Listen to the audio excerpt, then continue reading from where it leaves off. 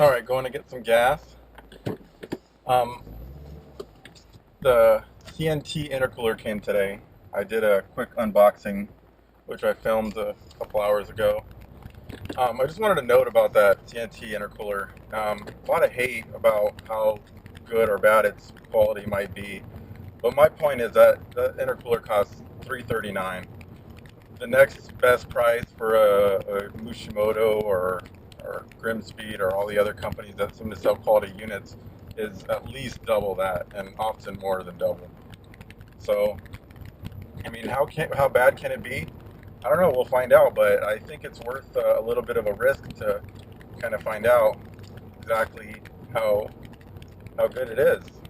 Maybe we'll all be surprised, and it'll have some decent quality, and it'll be a decent amount better than stock, where it'll warrant the $339 price. I think a lot of people are just looking for mild upgrades, not necessarily wanting to spend thousands of dollars on making their car just have a little bit more power, or even a lot, I guess, depending on how you look at it. But if you're not running a tremendous high boost, you're just staying on the stock turbo, you're not doing anything crazy. Maybe you just got a quick stage 2. It could be a good amount better than the stock intercooler, and for $339, which was on sale, I'll grant it. So normally it's $399, but I checked earlier today and it's still $339. So I think and that's shipped, by the way. So if you can grab it for that price, it might be good.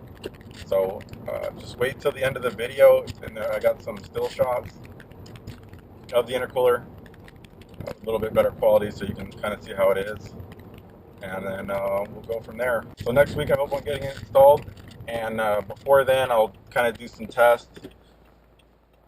Maybe give me some suggestions on what kind of testing I'm going to do, because I'm going to use a Vbox, a Racelogic Vbox to time some runs, and I was just thinking doing a decently high speed run where it'll kind of give the intercooler a good run, and maybe we can see some differences in an intercooler that's not heat soaked and can handle the higher speed. So I was thinking something like, I don't know, maybe 40 to 100 or something like that. Just some, whatever that would be, like a third or fourth gear pull. And do it a few times on the stock intercooler on the exact same setup and see what the results are. And then in the, somewhat the same conditions. And maybe I'll do that over a couple different days just to make sure I'm getting a good data set.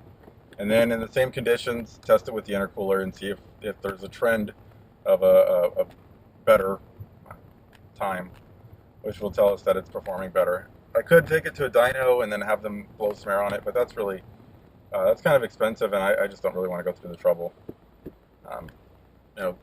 Spending the money on a dyno anytime you change some little part in your car is gonna cost a lot of money. And on top of that, I prefer to test the real world performance. The dyno's in a specific condition. You got air blowing on it that's in a fixed rate. It's not stop and go. It's not, humid hot air blowing on it, which I guess it could be in the dyno. But it's the variables. It's a lot more controlled of a setting. So it might give you some data, but I would prefer some real world data. Preferably if someone could go test it on a track, do a quarter-mile run, or even better would be a half-mile run, because then you really make sure you're taxing the intercooler. But this way we'll know if it's better. If it's the same, at least, and it's the same, then we can say that maybe it's not such a big difference. But keep in mind, I'm on stock boost, stock everything. Oh look, there's a guy getting stuck. Let me see if I can show you guys. Not sure if you can see that, but there's a guy that got his it's like Sequoia stuck.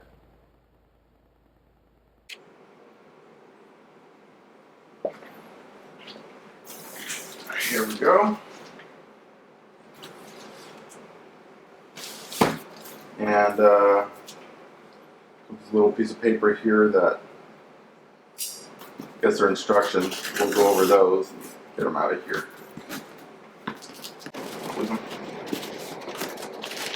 So it looks like these instructions. It just has some basic instructions. I can I'll post a picture of these, or I'll scan it and upload it somewhere just so everybody can see. what it actually says, but there they are. And now we'll get it open.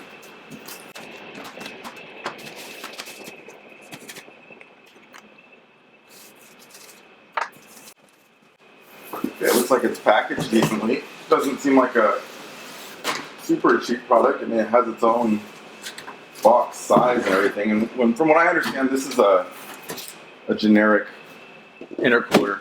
It might be slightly modified for the WRX, but this isn't like super specific to this. I mean, as you can see from the instructions, it fits a variety of cars.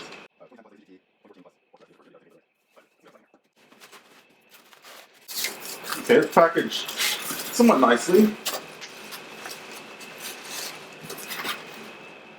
So we got some clamps. Anything else in here? Nope, just the box.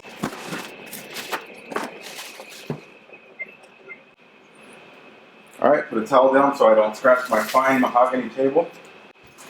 And let's take a look at this bad boy.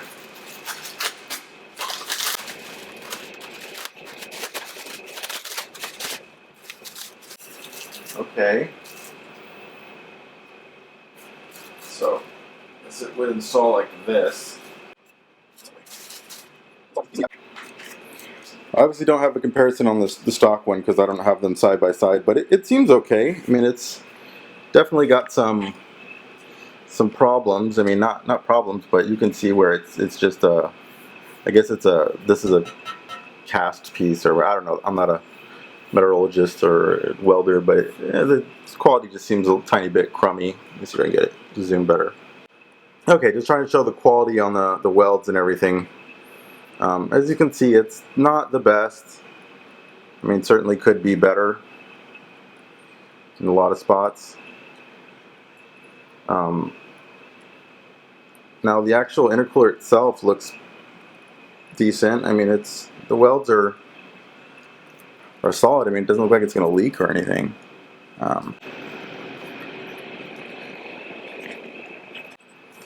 Not really sure what else to show. I guess we can see how thick it is.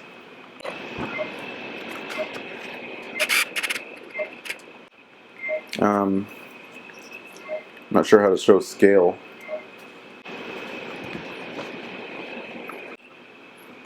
There we go. So it's slightly thicker than a iPhone 6s Plus. Of course, with the case on it, so it's decently thick. From what I understand on the pictures I've seen of the stock unit, this is a decent amount thicker. But I mean, it is cheap. I'm definitely not gonna exaggerate that it's quality, because it's like these are all rough. It's just kind of cheaply put together. I mean, you can see. If I can get a close up on that. It's got some, I don't know what that's called, but the quality just doesn't look great.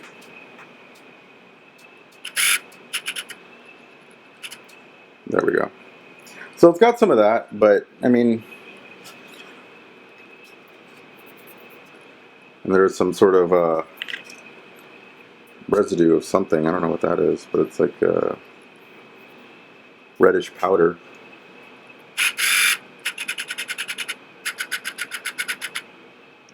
No.